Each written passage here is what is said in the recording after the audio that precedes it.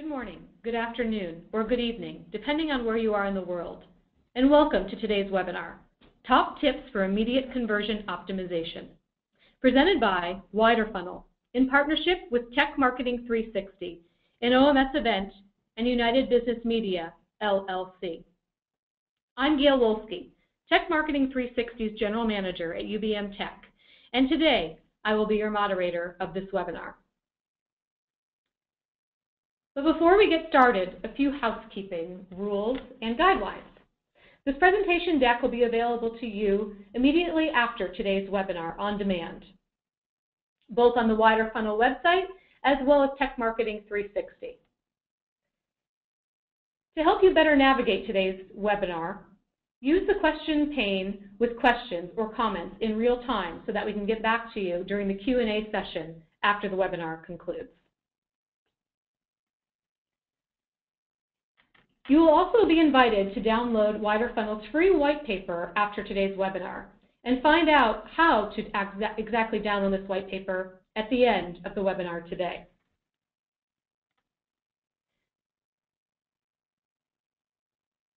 As I mentioned before, today's webinar is presented by Widerfunnel and Tech Marketing 360, an OMS event. Tech Marketing 360 is dedicated to being the only event solely focusing on technology marketers today. Tech Marketing 360 is also dedicated to building a community of technology marketers for technology marketers. Be a part of the tech community and content this coming February 18th through the 20th at the Ritz-Carlton Laguna Niguel in Dana Point, California. At our conference, you will learn, engage, and discover best practices from marketers and thought leaders in an upscale setting. We'll help you bridge the gap between creative, quantitative, digital, and traditional media over the 2.5-day conference.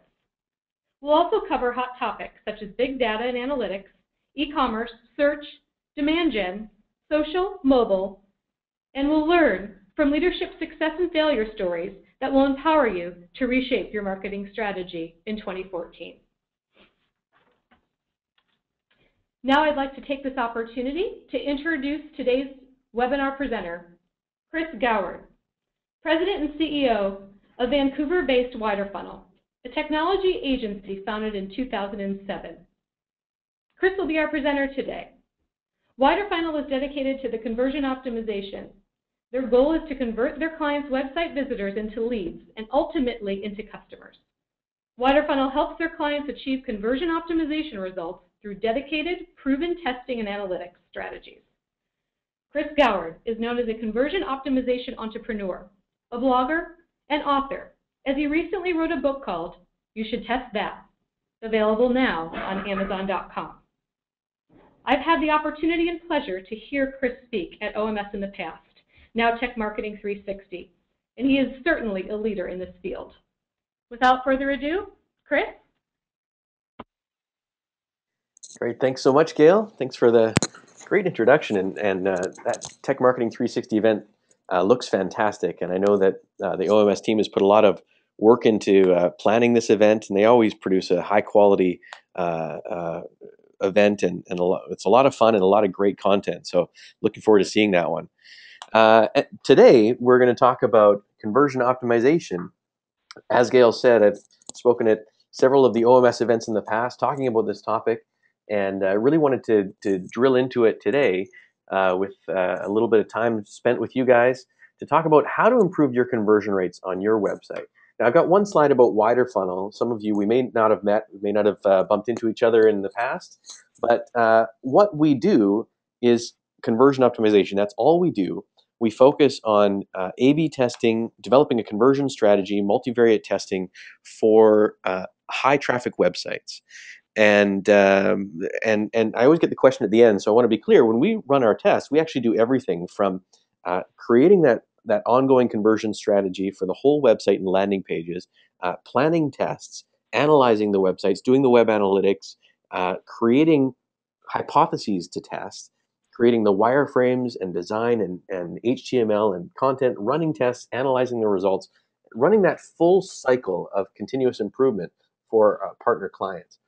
You'll recognize some of the logos here, but the reason I show that is to show that whether you're in B2B or B2C e-commerce, lead gen, conversion optimization works. And today, the content we're going to talk about will apply to your business and your website. So I want to start by talking about what we're seeing in the conversion optimization space, some of the challenges people are facing, and share 3 stories of companies that have used conversion optimization to get great results, and some of the results that they've gotten, and how you can apply that to your business, and frameworks you can use to on your business right now to improve your conversion rates and revenue. All right, so let's get right into it. Now, what we're seeing is interesting in the conversion space. Year over year, more people are realizing that they need to improve their conversion rate. They're either very dissatisfied or quite dissatisfied with conversion rate. That's increasing year over year. And yet at the same time, they're having more difficulty improving their conversion rate. Year over year, more people are saying that they have not been able to improve their conversion rate, even though they know it's a problem and they have greater dissatisfaction with it. And that's why this year, in 2013, conversion optimization is tied with content marketing as the #1 priority for digital marketers, according to an eMarketer study. So clearly, people know it's a problem, they're having difficulty with it, and they're prioritizing it. And that's because conversion optimization works. Now, we can't speak for everyone, but the results we're seeing at Widerfunnel is an average conversion rate lift for successful tests of 23% for e-commerce companies, e-commerce goals, and 49% for lead generation businesses. So companies that are generating leads for their sales team through an e-commerce strategy. Now think about that. Those are free sales, free leads essentially. The marketer's already paid for them to arrive on the website. And what this is doing is getting 23 to 49% more people to take action, to either pull out their credit card and make a purchase, or fill in the form to contact sales. So that's essentially free sales. It goes straight to the top line revenue. What we're going to talk about today is how to do that, how to dramatically lift your profit from your web marketing activities through a strategic approach to conversion optimization. I'm going to show you, as I said, 3 stories of companies and the frameworks that you can use to do that. All right, and we'll have some time at the end, hopefully for some QA as well, and to follow up and connect in person. So let's start with an example. This one's an e-commerce example for wineexpress.com. Now, they are an interesting business. This is a property owned by Wine Enthusiast, which is a well-known magazine and publisher. Now, on Wine Express, they own a massive database of subscribers. They have over 1 million emails they send every day to people promoting their Wine of the Day offer. And this Wine of the Day offer is one that they've hand-selected to give a 99-cent shipping offer. So they're sending these emails out. This page is the landing page that they direct them to from that email. This is the most important page in the business. This generates the majority of their revenue for that business. So this page itself is critical. And they've been doing a bunch of testing on it, but it hit a plateau, and they didn't know how to move the needle on it. They needed to increase their e-commerce revenue from this landing page. So we worked with them to analyze the situation. We analyzed actually the whole website to prioritize where to test. This one quickly bubbled up to the top as being the top priority. And then analyzed the page using a methodical framework to identify the problem areas and then create hypotheses to test. And I'll show you in a moment how to do that. But first, I want to show you the approach we take once we had done all that analysis was to realize that this page actually needed a dramatic redesign. There were a lot of problems that we identified on this page as being potential inhibitors to their conversion rate. So in a lot of web design companies, they'd come and you'd ask them for advice, and they'd say, well, you need to redesign your website. But a redesign alone, without testing it, is extremely dangerous. So this is one of the new pages we redesigned, but we would never, ever recommend redesigning a critical page to the business without A/B testing in a controlled scientific testing methodology. So what we did is created a test plan that included a test variation or test variations called a variable cluster ABN test. And now that's a big mouthful. Essentially what it means is that we've taken a whole bunch of hypotheses and clustered them together to create a dramatically redesigned variation that's one of those real swing for the fences kind of approaches to try and get dramatic conversion rate lift. We call it a variable cluster test because we've taken so many different variations, so many different variables, and clumped them all together. But that's not all we did. combined with that variable cluster, we also wanted to isolate for some insights, to really have some learning out of the testing as well. And this is part of the strategy that you can use, is to combine variable, clusters, dramatic variations with isolations that are carefully chosen to gain insights you want. Now, these are two variations that were part of that testing plan. And really the only difference between these two was that call to action box. Everything else is the same. Now, of course, you can see that both of these are dramatically different than the original, the control page. The control was tested at the same time as these ones with the same traffic. So as visitors would arrive on the landing page, the tools in the background that we'd installed would randomly select each visitor to see one of the different variations and put them into buckets and segment them. And then we would track the sales and revenue from each of those buckets to find out which one actually was most profitable for the business, which page design was most effective. And that's the controlled testing methodology. So what I'm going to get you to do actually is need a little bit of your help to test your conversion skills and see which one you think had the highest sales. Now, the only difference here, again, is that in variation A, we had an hour price, a discounted case price, availability, and the add to cart button. Variation B, we had a larger on sale now message, a larger price, it said sale price, and a larger add to cart button. So I'm going to open up a poll, and you can vote on which one you think won. Variation A, remember, had the hour price, discounted case price, and the add to cart. Variation B had a larger on sale now, larger price, and the larger add to cart button. So go ahead and vote on which one you think won, and then we'll take a look at the results. All right, I see the votes coming in. Excellent.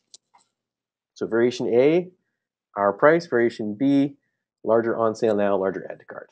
Okay, we'll close down that poll and take a look at the results. So, wow, look at that. We had an 88% vote for variation B with a larger add to cart and larger on sale now. And that's not uncommon. I've presented this case study at quite a few conferences around the world, and that's essentially the result we always get. So let's take a look at what actually happened between these two. When we tested it in a controlled scientific test, it turned out that variation A actually won. This one produced a 5% conversion rate lift.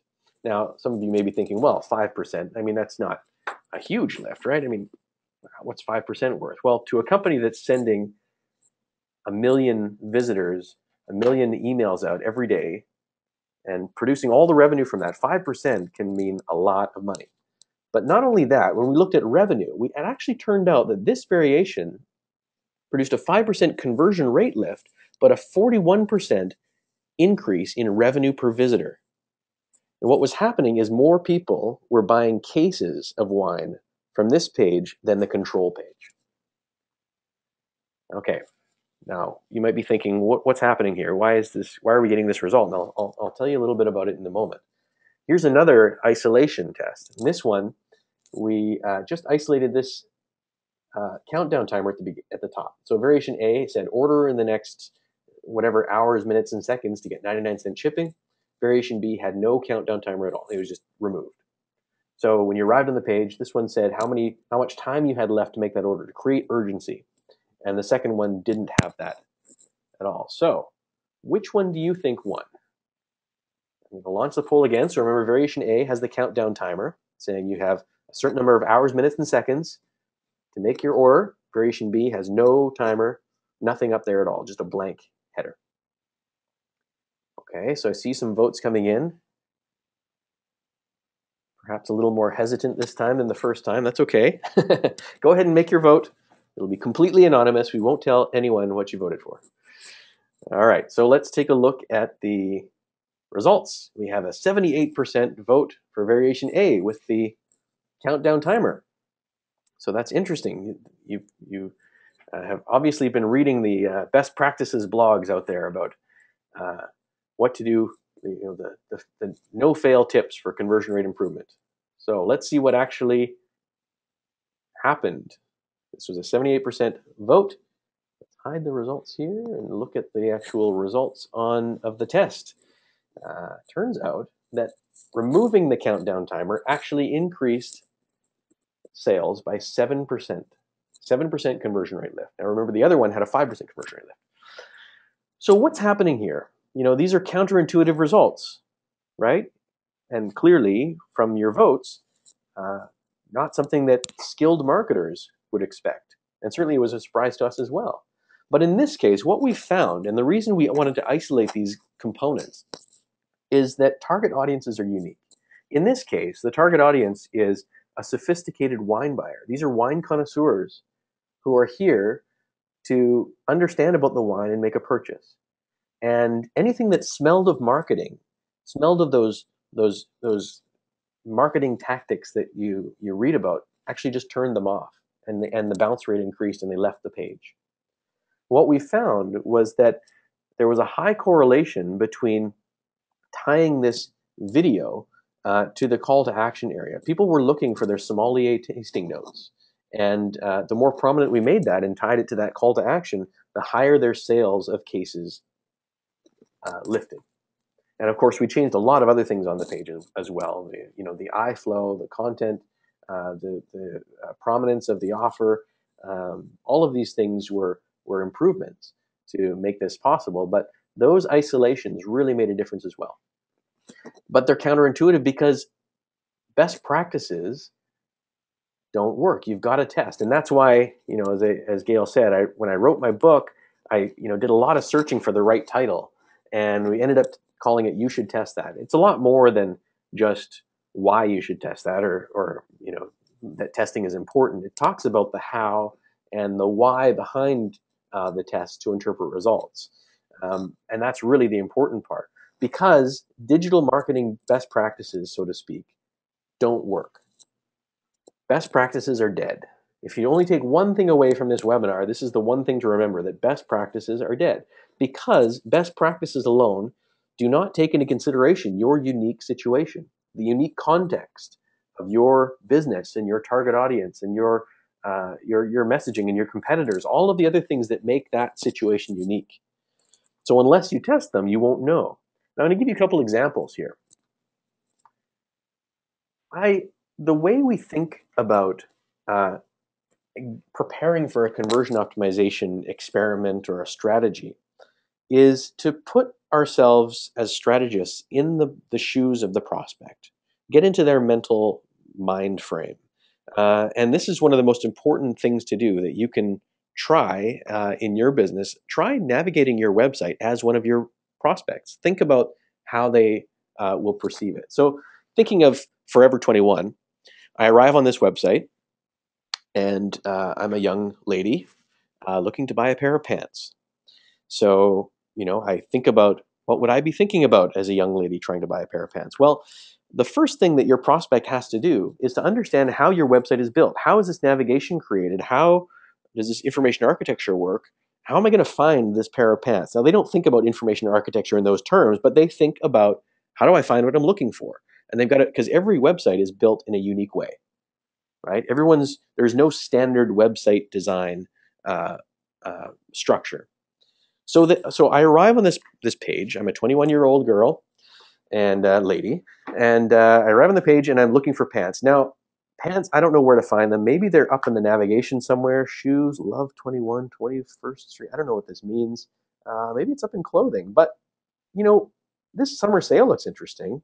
75% off. Well, maybe that's more interesting than the pants. So maybe I'll take a look at that. Well, how do I find that?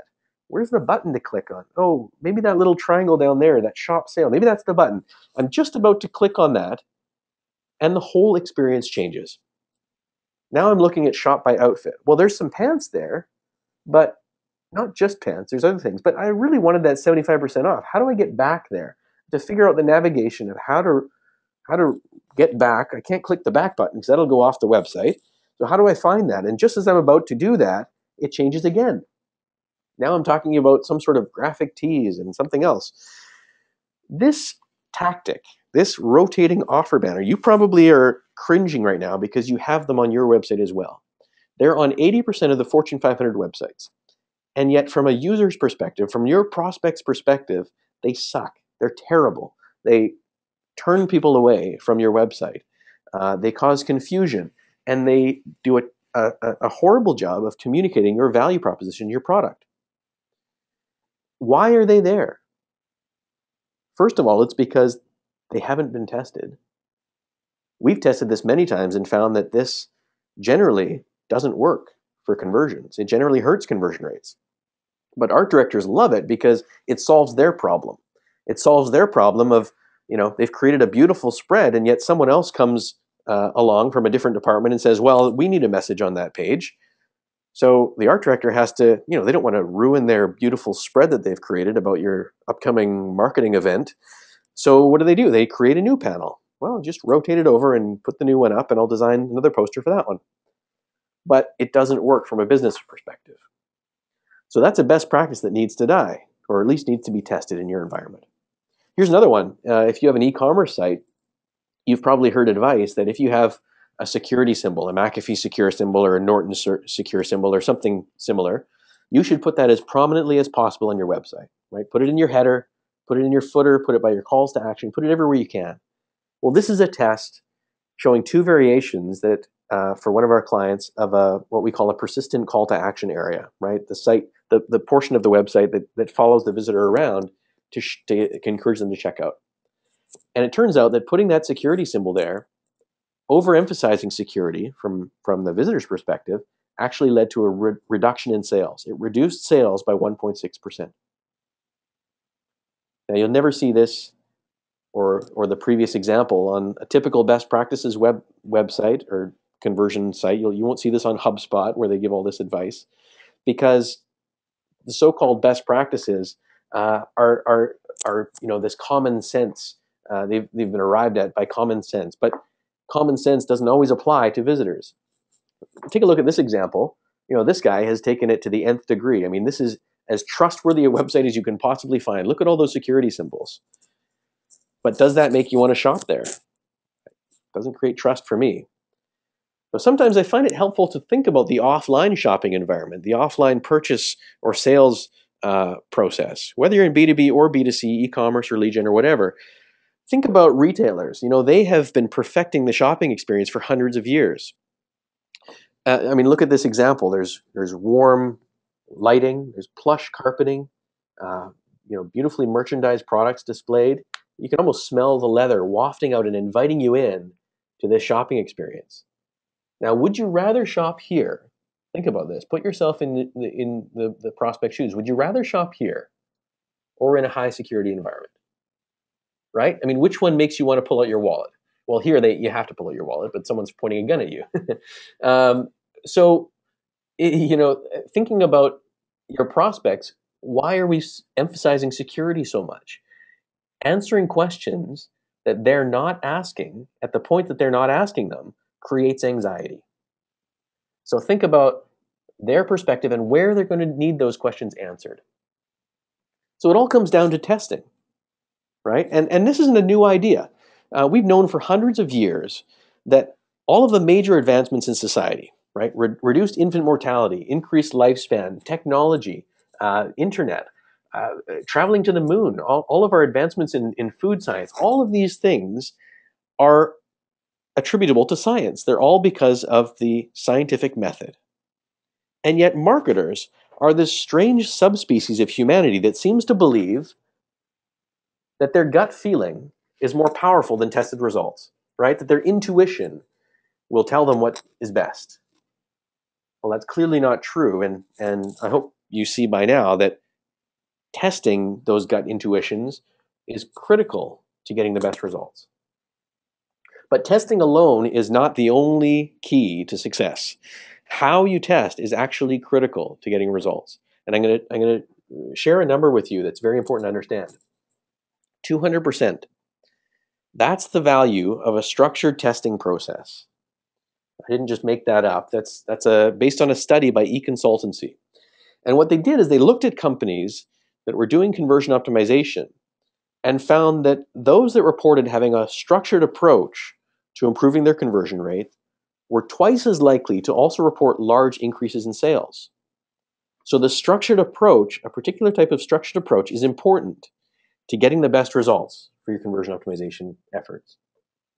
Now, I don't have time in this webinar to go through the whole structured approach that Widerfunnel's developed since 2007 for doing this. We've refined this over many years, testing with companies that are very demanding in the field, like Google. Google was one of our biggest clients for several years, and really demanded that we keep getting faster and more reliable with the test results.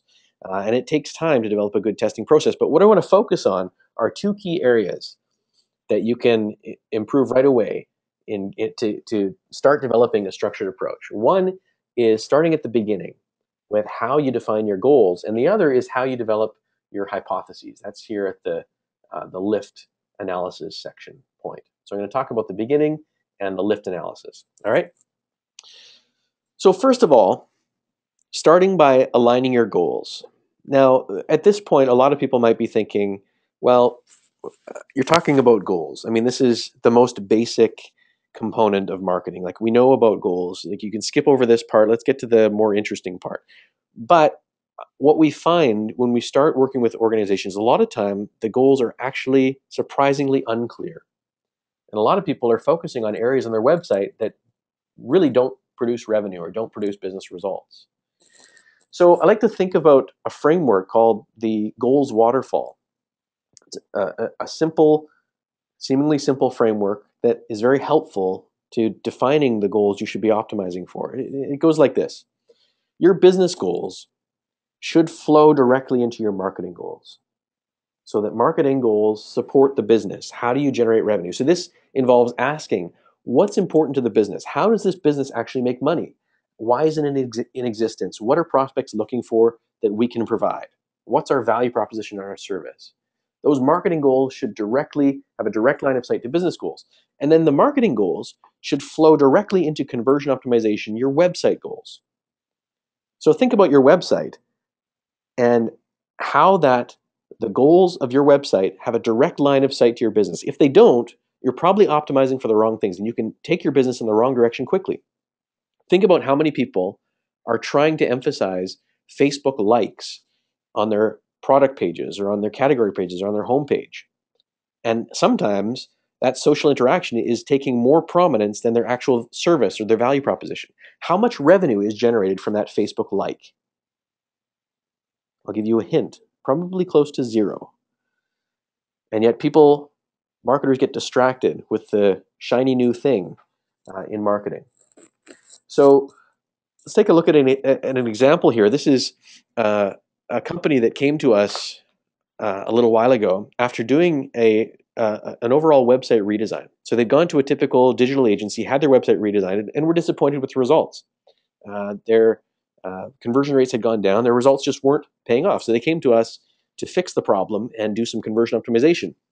So this is the homepage that they came to us with, right? So this business is one where they have two streams of revenue. One is from RV rentals. So you can book an RV for a certain amount of time, drive around and tour the country. And they also have sales of RVs.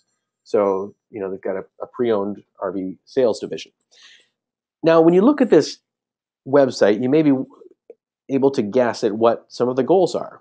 Maybe there's a branding goal up with this large image. There's check sales listings, so looking for RV sales, a large banner for a current RV deal, rental specials, Facebook, a partnership, a news item. There's locations. Maybe that's important for companies that have a lot of locations. But what's the most important goal? What supports the business? And when we did some workshopping with them, it turned out that the two most important goals were here. The RV rental, and up there in the contact us, hidden there, a phone call. Turns out that RV sales actually weren't that important to the business. It wasn't a huge revenue driver or profit driver, and the rest of this wasn't important at all. So are they prioritizing the right things? Clearly, they haven't started at this point by prioritizing the goals and finding out what's important to the business, or this website would look very different. Okay? So that's an example of how it can help, just to simply start by prioritizing the goals that support the business. Now, what I want to do is show you an example of how to use that to get the best results through a test. Okay, so this is an example for a large organization, Gannett, one of the largest newspaper publishing, actually it is the largest in U.S. newspaper publishing groups, and they own one of their subsidiary companies is nurse.com, and they sell continuing education courses for nurses. And these are well known that by nurses, they need to have CE credits to remain qualified as a nurse, and every state has their own unique qualification. So they deliver thousands of courses, and the goal was to increase sales online of the unlimited CE memberships. Now you can buy courses individually, but really the business driver, the goal for them was to sell these unlimited CE memberships. So how do we do that? What's next? How do you lift their sales? I mean, what should we test? You can look at this page and see that maybe you could come up with some ideas. Maybe there's some problems on the page, but how would you approach that? Well, really, it's about asking the right questions. A hypothesis is simply a question that you ask of your prospects. Without them knowing they're answering it, they're going to answer that question through quantitative methods, through the volume of people coming to your website. They're going to answer the questions that you pose to them. So asking those questions, asking powerful questions, is the number one key to getting the best results. So I'm going to show you a framework now that we use every day and that you can use in your website to generate those questions, to generate those powerful hypotheses that lead to business improvement. It's called the LIFT model. And this is a framework that I developed back in 2007, 2008 to create hypotheses. And essentially what this model shows, this is a diagram of it showing the 6 conversion factors that influence your conversion rate. And I'll explain them briefly. There's a lot more information available if you Google Widerfunnel Lift. There's a lot of articles and blog posts and case studies all over the place about it, but showing how it works. And I'll show you how this works in the case of nurse.com in just a moment. So the value proposition is the core. And you probably have your own definition of value proposition. A lot of people do, but it's essentially the perceived costs and perceived benefits of taking action. I like to think of it as an equation with 2 sides, where your prospects are thinking about the potential benefits of taking the action on the page and the potential costs. And if those benefits outweigh the costs, they'll have some motivation to take action. And that the value proposition is positive, they'll have some motivation and they'll be inspired to act. There are other factors that can influence that value proposition perception. So the relevance of the presentation is very important. That's the relevance to the source media, thinking about where did that prospect come from? What was the immediate page beforehand saying to them? So what are they expecting to see on this page, and how closely does that page content match exactly what they were looking for? The relevance is critical. And segmentation can play a role in relevance, right? Segmenting your pages, segmenting your offers, segmenting your messages to hit your most important prospect groups. And then clarity of the presentation is important. Clarity of the eye flow, clarity of the imagery, clarity of the actual copywriting and the call to action. All of those elements can be tested to maximize conversions and the communication of your value proposition. And then anxiety is important. That's anything that creates uncertainty in the prospect's mind about taking action. We saw the example of that secure symbol, right? Creating too much prominence on security increased anxiety in that case, potentially. So the next factor is distraction. Distraction is anything that redirects attention from the primary message or the primary call to action. So asking for too much information creates anxiety. Distraction could be giving too much information, too many product options, copywriting that's too long without providing added value, or embellishments in the graphic design can all create distraction. And then finally, urgency. Why should I act now? So you can test offers, you can test even the tone of the messaging can create urgency. And so all of these factors we'll test with. Now, I'll show you the example in nurse.com. So this was the page we're looking at. And essentially, we would go into a room, we bring our strategists together, a cross-functional team, and analyze what are all the factors, putting yourself in the shoes of the prospect that could be causing them to stop their conversion. And there's factors of distraction with the design treatment being disjointed with multiple colors and multiple fonts.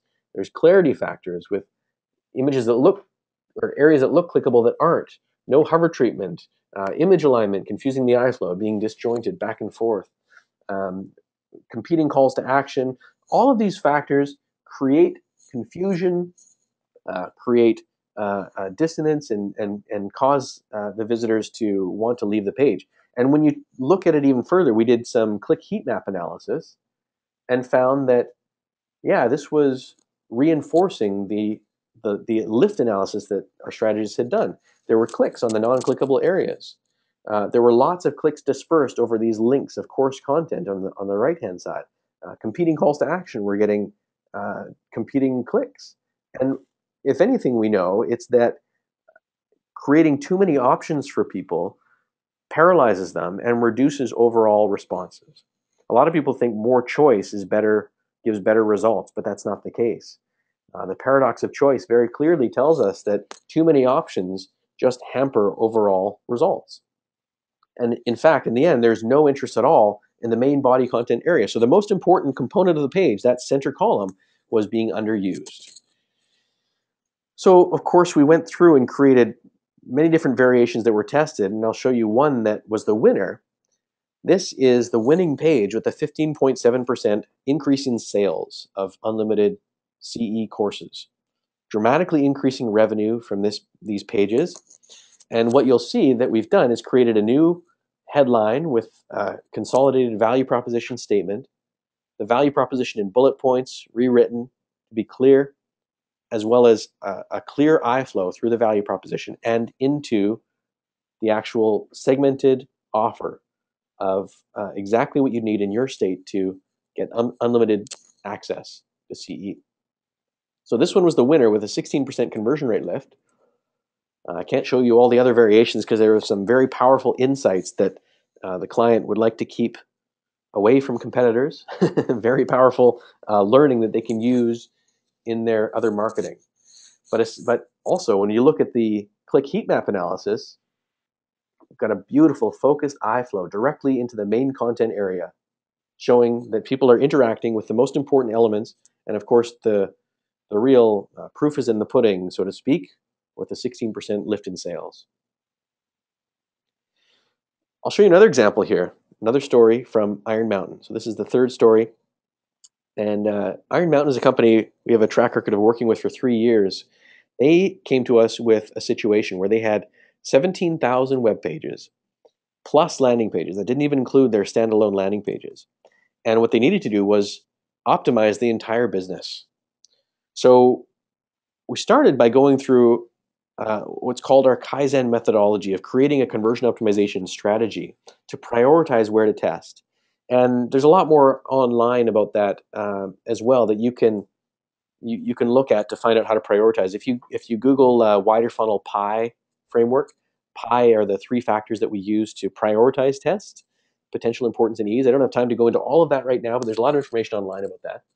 And what I want to show you is one example of a landing page. So if you're in B2B, this is an example for you that you might learn something from and see some examples of elements that you may have on some of your pages. So they were driving a lot of paid search traffic to this landing page. And this is for data protection, data backup, and recovery services.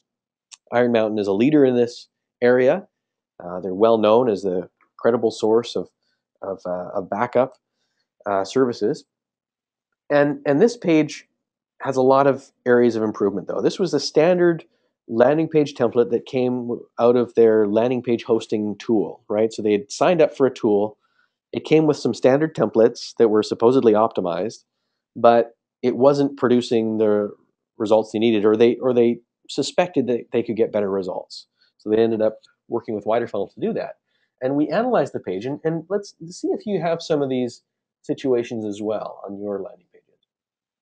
So there's multiple products mentioned in the copy without detailing how the products are different. What's the differentiator? The headline doesn't say the word backup. Now, backup was a word that specifically appeared in their keywords and in their ads, but it wasn't paid off on that landing page. So they were losing some of that scent trail. And we know that people navigate by braille through their scent trail. They're trying to find those scents and cues of matching the identical patterns and words that are on the previous, what's in their mind, in the previous page they were on, or the ad they clicked on. So the image is a little bit, doesn't clearly show the value proposition, doesn't reinforce the value proposition. It's sort of a metaphor, which doesn't work as well on landing pages.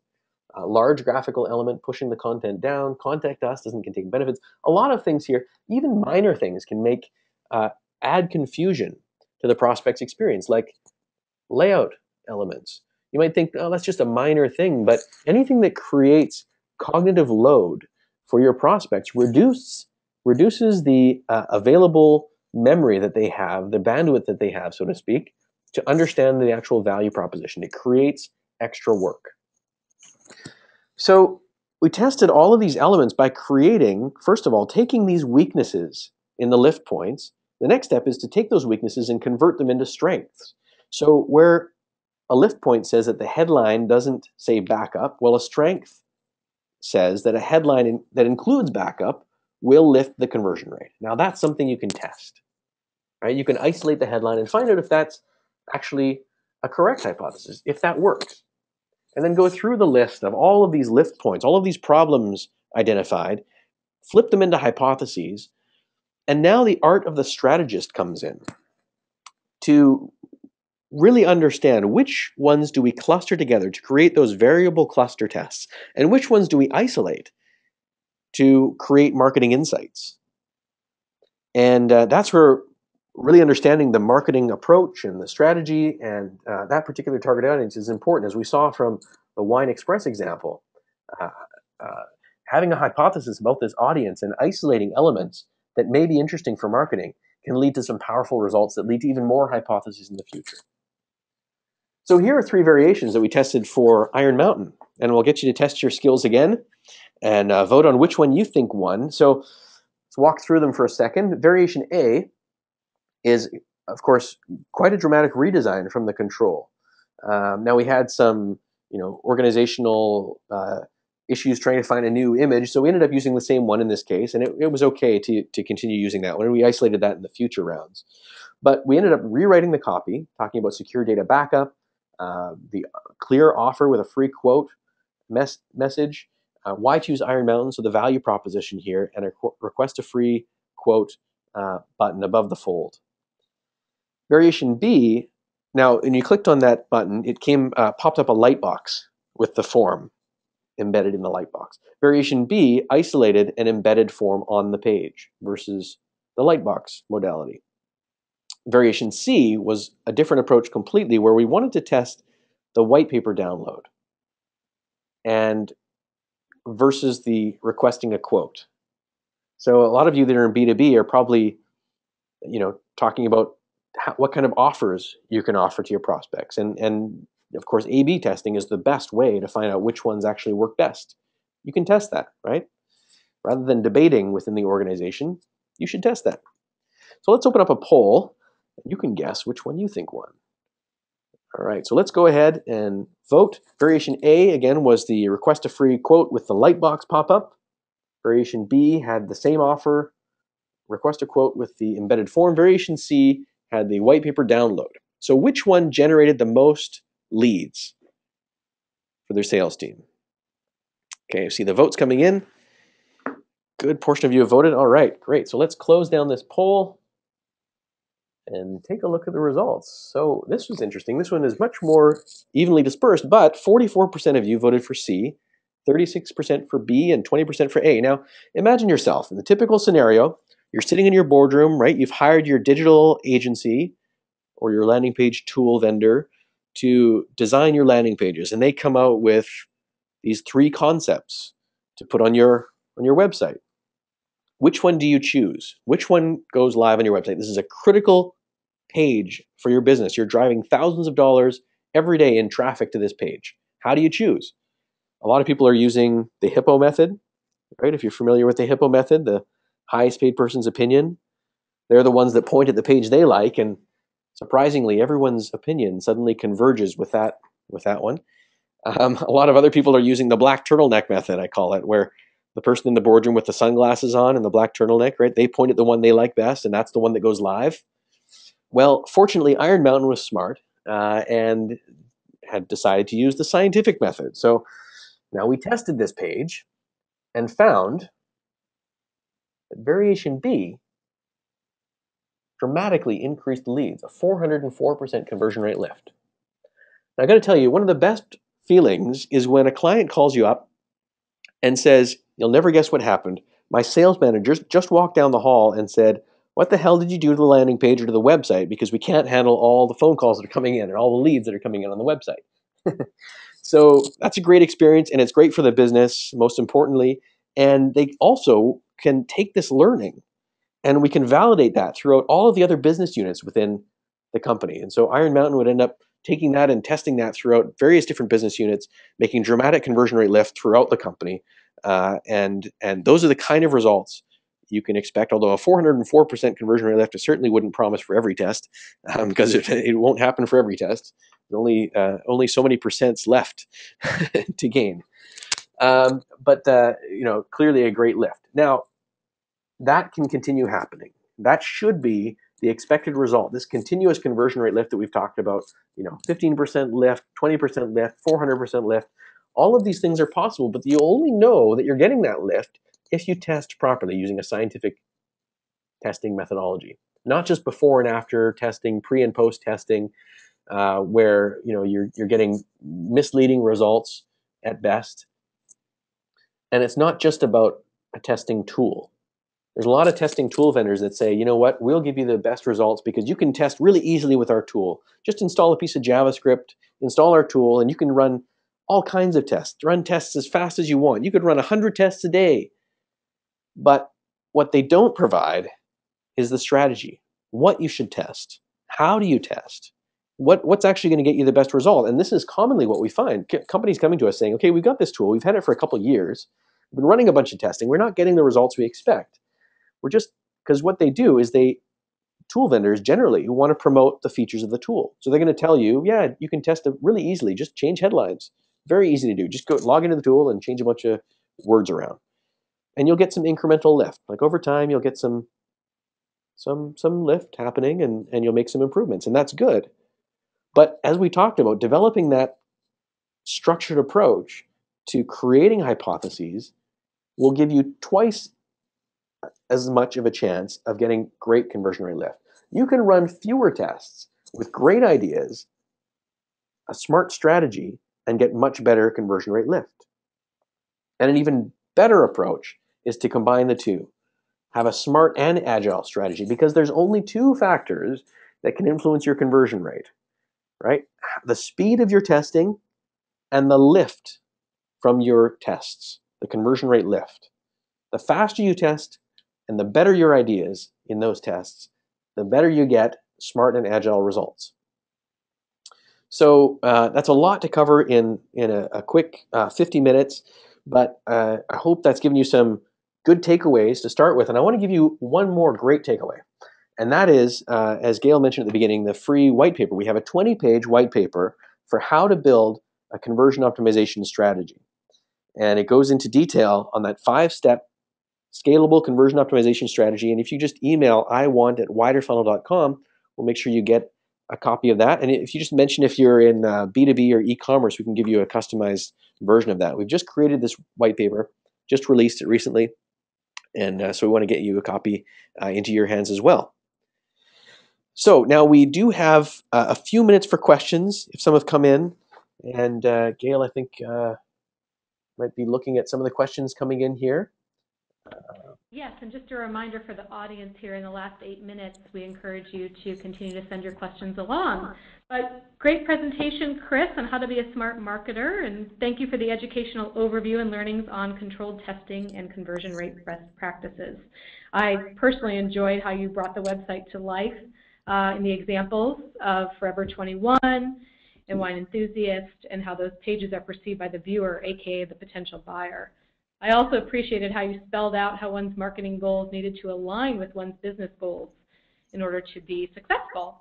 And that's exactly what Tech Marketing 360 will focus on this February. Excellent. Going to move over here to some questions. This one's from Beth. Are you confident that A/B testing tools don't pose any risk to SEO? Right. Yeah, that's a common question, and what we certainly found, we work with a lot of companies where the majority of their traffic comes from SEO, and so you've certainly got to be careful about not making changes on the pages that contradict typical SEO best practices. Right. You don't want to create variations that remove all the metadata and destroy your links or lose those links. So there's some tactics to play, but we've never seen an example where A/B testing has hurt SEO results. On the contrary, the principles of conversion optimization align very well with SEO. You've got refreshed page content because every test will give you new winning variations, and it's a better experience for visitors. So more people will link to it, more people will share it socially, and in fact, we're authorized by Google as Google conversion optimization consultants, and we've certainly asked them that question repeatedly, and they've told us in no uncertain terms that they support conversion optimization. They want the to see people testing, and so they won't penalize companies for using proper testing methodology, proper testing tools. Great, thanks. Our next question is from Michael. Do you use test and target to do testing?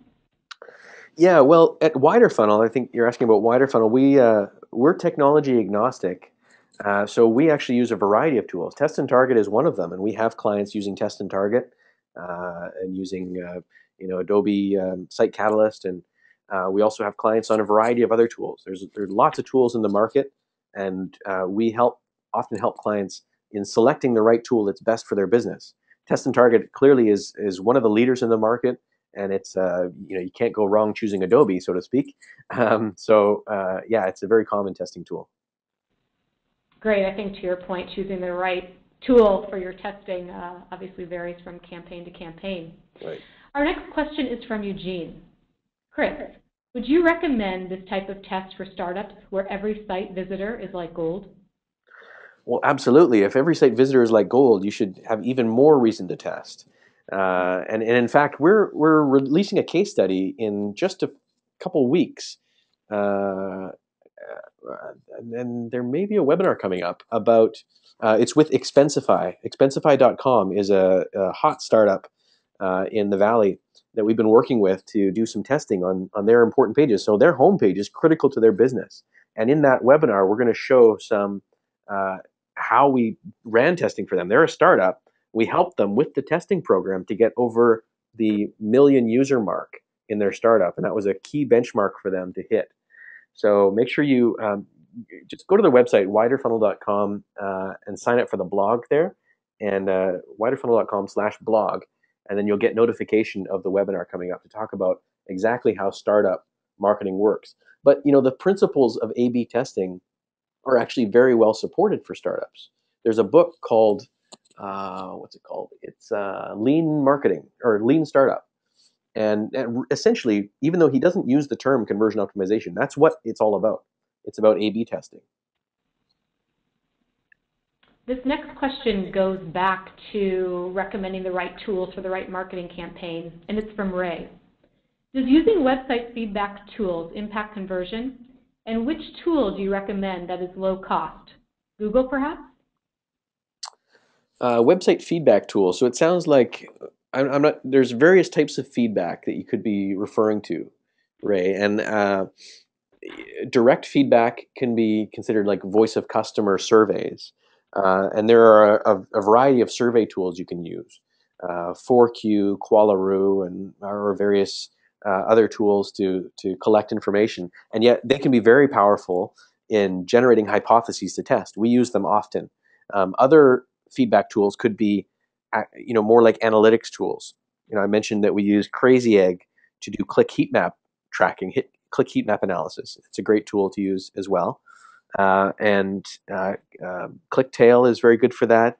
Usertesting.com, 5-second test. There are a lot of tools out there that are very low cost and good for generating ideas, but it's important not to take those ideas from small samples and just implement them without testing statistically.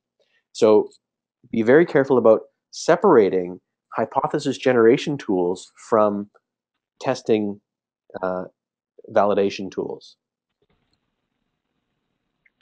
Great. Thanks, Chris. And I think we have time here for about one last question. This one's from Meredith.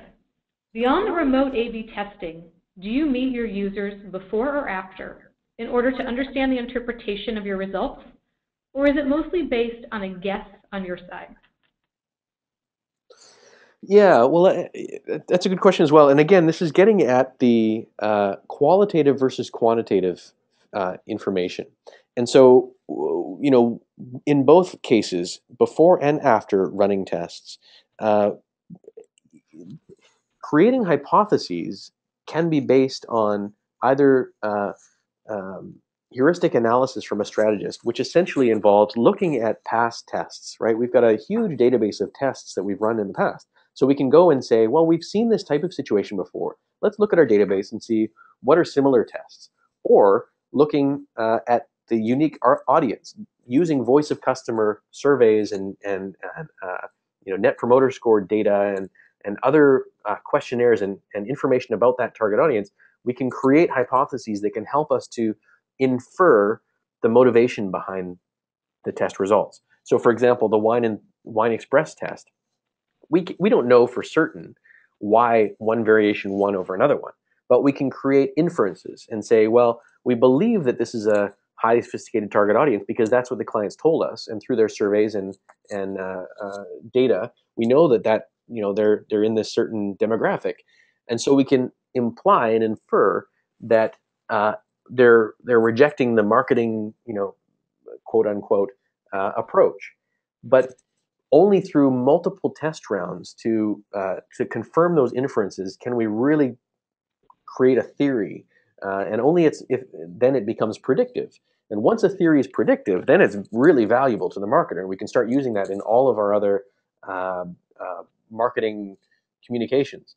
But when you think about it, think about all of the theories that marketers have to infer their motivation without having ever tested it. So the scientific approach is very different than the typical gut feeling based approach. But there's a qualitative and a quantitative component that work together to create those marketing theories that are specific to that audience. Great. Well, thanks again, Chris, for your insights and best practices today. Just a reminder to the audience to download the free 20-page white paper from Widerfunnel on how to build this strategy that we talked about over the last 60 minutes. And on that note, I'd like to thank you for attending today's webinar, Top Tips for Immediate Conversion Optimization, presented by Widerfunnel in partnership with Tech Marketing 360, an OMS event, and United Business Media.